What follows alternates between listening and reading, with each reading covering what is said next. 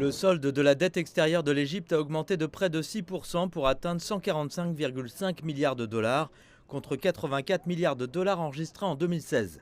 Cet endettement est attribué au financement des réformes de l'économie nationale, lourdement endommagée par une décennie turbulente, marquée par 2 soulèvements, une guerre contre le terrorisme, la pandémie de coronavirus et le conflit en cours entre la Russie et l'Ukraine.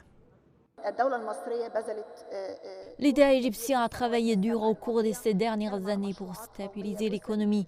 Nous parlons des dépenses versées dans des projets nationaux d'un coût de 400 milliards de dollars, ce qui équivaut à 6 000 milliards de livres égyptiennes. Nous avons également le projet Vidigne qui coûtera 50 milliards de dollars au cours des 3 prochaines années et qui sera le plus grand projet de développement social au monde. Tous ces projets et dépenses visent essentiellement à améliorer la qualité de vie des Égyptiens. Le gouvernement égyptien a eu recours à de lourds emprunts pour financer ces projets.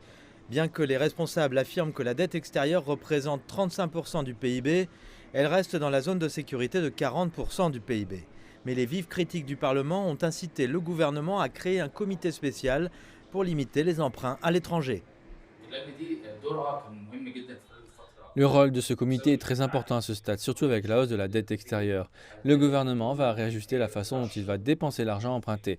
Au lieu de le dépenser uniquement pour importer des biens comme auparavant, il le dépensera désormais pour des projets de développement qui créeront des revenus.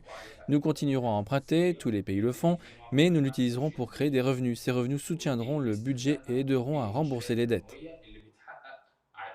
En outre, le gouvernement égyptien prévoit également d'utiliser de manière optimale les différentes sources de devises fortes, surtout après la chute des revenus de l'importante industrie du tourisme, dont la reprise est affectée par le conflit en cours en Ukraine. Il travaille sur l'augmentation des exportations qui ont atteint 35 milliards de dollars et le gouvernement vise à atteindre 100 milliards de dollars dans quelques années. L'augmentation des transferts de fonds des expatriés égyptiens et les revenus du canal de Suez sont également importants. Si ces sources majeures reçoivent un soutien suffisant au cours de la prochaine période, cela réduira le taux d'emprunt, aidera à payer une partie de la dette et diminuera le ratio de la dette rapportée au PIB. Et la même stratégie est appliquée sur la dette publique et pas seulement sur les emprunts extérieurs.